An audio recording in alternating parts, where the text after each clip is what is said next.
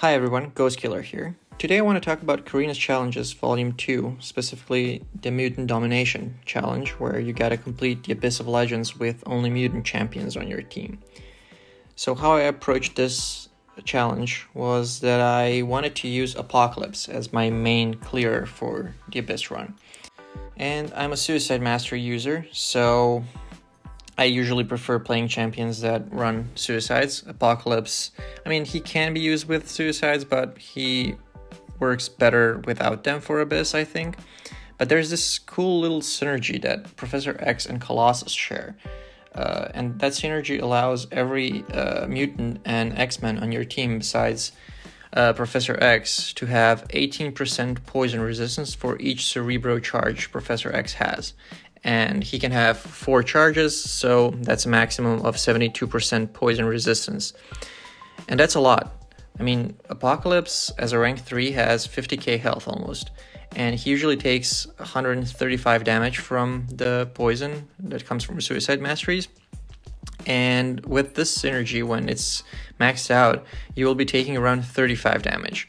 So you will be healing 100 health each half second, so that's 200 health per second. And that saves a lot of potions. And how I usually approached every Abyss path that I took when I was clearing Abyss 100% was that I just farmed up a bunch of 20% revives and then spent days in Realm of Legends farming Winter Soldier and level 3 potions, and that can be exhausting. So in order to save myself some time, I figured that the best strategy would be to just bring Professor X and Colossus with me into Abyss. Now Colossus, he's a great champion, but his damage will be nowhere near Apocalypse's damage. I used him for one fight in the path, and it was a Havoc fight, which Apocalypse as a rank 3 can take, probably even solo without a problem.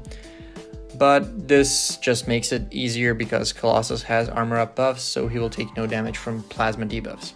So the path I took was actually a 5-3 split. So you start off with Iron Man Infinity War, go all the way down to Mephisto. After you take him, you take a right towards Thor Ragnarok, and then you end up at Red Skull and just taking out the outer path. So Bishop, Korg, Havoc, the Champion Ghost, Karnak, and then the Collector.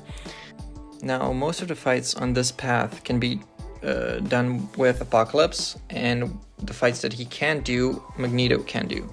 So Magneto will be used for Iron Man Infinity War, Yellow Jacket, Thor Ragnarok, and I think Ghost. Those are the only fights that I took with Magneto. Everyone else was done with Apocalypse. Except Havoc. Havoc I did with Colossus, but he can be done with Apocalypse. And in this strategy, I have it broken down in this table right here. So the strategy was actually to start with Magneto versus Iron Man Infinity War, but you need to quit out before the fight is done. So ideally you want to bring Iron Man down to like as little health as possible. I think I managed to take mine down to like 3,000 health or something, and then I quit out. So it can be soloed with Magneto, but you don't want to solo it. You want to quit out and enter the fight with your Professor X. Because if you finish a fight, so if you win a fight with Professor X or Apocalypse, you will gain a charge. They can both have a maximum of 4 charges. And you want to ramp those charges up as quickly as possible in your run. So the quickest way would be just to quit out on your Iron Man fight and finish it with Professor X. Now, it'll cost you 1 revive, but it's a small price to pay in the end of the day. You'll see later why. Okay, you're done with your Iron Man fight. You go into Invisible Wound fight with Apocalypse, and you start the quest with 1 charge. You finish Invisible Woman, you're at 2 charges. Then you go off to Gladiator Hulk and get your 3rd charge for Apocalypse. After that, it's another Magneto fight, so Yellow Jacket, and you want to quit out the same way you did for Iron Man and just pick up another charge for your Apocalypse. And that that will put Apocalypse up to 4 charges. So when he is at 4 charges, his Special 1 and Special 2 will apply both of his debuffs. So Special 1 will apply both the weakness and poison, and Special 2 will apply both degeneration and concussion.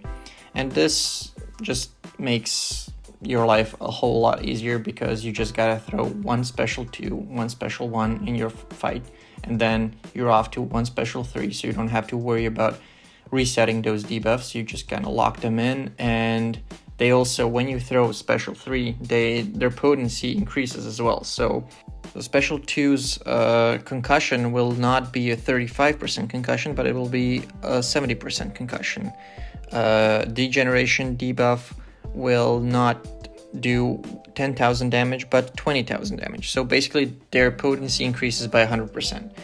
Also, one cool thing that will happen on Mephisto fight as well is that Apocalypse will become Incinerate immune. So Mephisto's aura that does Incinerate damage will actually make Apocalypse Incinerate immune, which, I mean, doesn't mean a lot for this particular path, but let's say on Bishop fight, Bishop can apply Incinerates with his Special 2, and usually if you take 1 SP2 to the face from Bishop, you will be dead. But with Apocalypse, I think I survived a couple of his SP2s where, I mean, I just took the damage from the actual hits, but his Incinerate didn't stick, so I survived.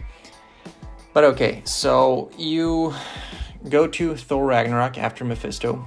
That is just a clean Magneto fight. You can't take that fight with Apocalypse, because Thor has this stupid ability in the Abyss of Legends that whenever you apply a debuff to him, he will gain power, and he will gain a lot of power, so you just want to apply as little debuffs as possible.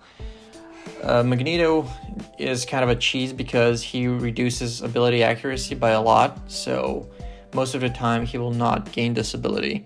So let's say you parry stun him, most of the time, or let's say on average 70% of the time, he will not trigger this ability, and you can just play mags normally. After that fight though, you go to Aegon, and now this is, like, you can probably do it without this step if you don't want to make anyone your horseman of the Apocalypse, but I decided that I will go for it because how the fights are set up, it's really easy to make someone a horseman and then get all 4 charges basically after 1 fight. So on Aegon fight, I just took most of his HP with Apocalypse, and then I quit out before ending it. I applied my Horseman of the Apocalypse pre-fight, went in with Colossus. Also, I just let Aegon kill me, and then went in again with Apocalypse. And that takes 2 revives, but it will make it so your Apocalypse has applied the Horseman ability, and if you end a fight with him, he will gain 1 charge. So now you're at 1 charge again. But next fight on the path is Mr. Sinister. Now, Mr. Sinister is a mutant, so whenever Apocalypse enters a fight that's against a mutant champion, he will gain 2 charges. So now, as soon as you enter that fight, you will be at 3 charges with Apocalypse. And if you finish a fight, you will gain another charge. So after you finish Mr. Sinister fight, you will be at 4 charges with Apocalypse again. And this is why I decided to use the Horseman ability. Now, as I said, you don't have to use it, but I just think it's really, it doesn't cost you a lot, so might as well just make someone a horseman. I made Colossus a horseman because I figured I won't be using Magneto much for Collector, and Magneto doesn't need the horseman ability for his fights, so I just made Colossus a horseman, thinking it will help for the Collector fight, and it did, so I think that was a smart option. Now, the rest of the fights are just straightforward fights. You just go in with Apocalypse, you just melt him down with your specials. Red Skull is a Magneto fight, you just parry heavy until you get to special 3. Now, for Red Skull, you just want him to be around 1.5 bars of power before you throw your special 3, because that will push him over 2 bars of power and will disable his stupid ability that he takes reduced damage or something when he's below 2 bars of power.